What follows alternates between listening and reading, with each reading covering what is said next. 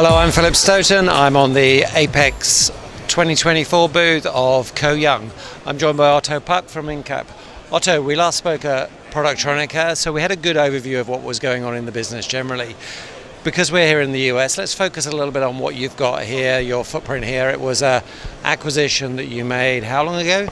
Yeah, it was less than a year ago we acquired Pennatronics up in close to Pittsburgh, and it has been a good process and a good acquisition so far, and now it's the first time we're here at Apex where we actually have a US facility as well, so it's all fun.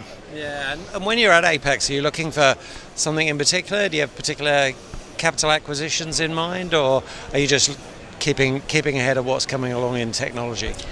Now, of course, when we have our own manufacturing here, then we also look at what is going on in technology and so in general. But for sure, U.S. market is big, and we have just got our toe into it with one factory, and we are for sure looking at other acquisition possibilities as well. Okay, and when you look at the Americas, are you looking specifically at the U.S., or are you thinking that maybe there are low-cost options, Mexico and so forth? Yeah, then we look at it like North America as one strategic block, and of course there is opportunity in US, but we also look into Mexico and also Canadian companies. So we look at it a little bit broader. But US is a big market, and there is, I think, room for both manufacturers that are inside the borders and then some low-cost alternatives like Mexico so as well. Yeah, and it's interesting. It kind of reflects that Western Europe, Eastern Europe combination that makes sense there, and having a similar footprint, and it kind of fits into your strategy of building out this global footprint with India and the other Asian facilities. When we talked in November, we were already seeing a little bit of softening in the market, perhaps in Europe, and we've seen that here as well, partly due to inflation, and it's an election year as well, so there's always a bit of a hiatus. What are you seeing here in terms of demand, and which sectors in particular are perhaps more robust than others?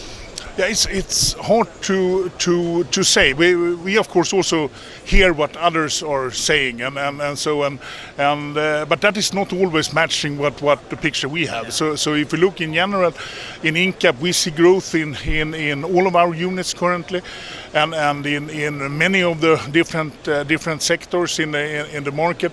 So I wouldn't say that we are facing currently some big decline or so. But of course it's early in the year, and still there is a lot that can happen. But from our perspective, it looks quite positive here in the US and also in the other countries that we are currently operating. Okay, and one of the issues that we see across the industry in multiple regions is the issue of talent. Some people are tackling talent with their own internal training strategy. Some people are thinking automation is a way to mitigate talent shortages and maybe provide the opportunity to grow your business without growing your headcount. But other regions like India, for example, huge number of graduates, big opportunity to recruit. How does that talent picture across the whole Incap group work? Of course, it's different in the different markets that we are operating in, and here in US and as well as in our European factors. I think it's like for everybody, talent is scarce, and so India, as you say, it's totally different picture.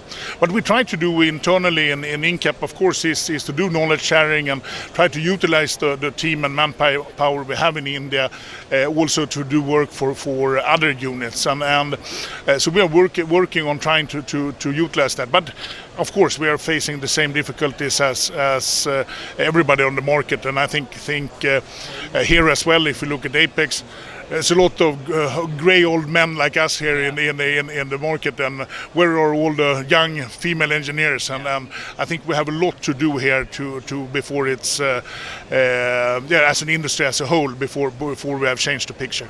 Yeah, and I think it's interesting. I talk to people that do have outreach to universities and colleges and have partnerships, and they tell me that once people come through the door and they see that the factory isn't perhaps how they perceived it, isn't dirty, it isn't unpleasant environment, then their eyes are perhaps opened. It's getting people in, getting people to understand that the industry does provide interesting and very sustainable careers. Yeah, exactly, and I think that is something we need to work on to change the perception of electronics.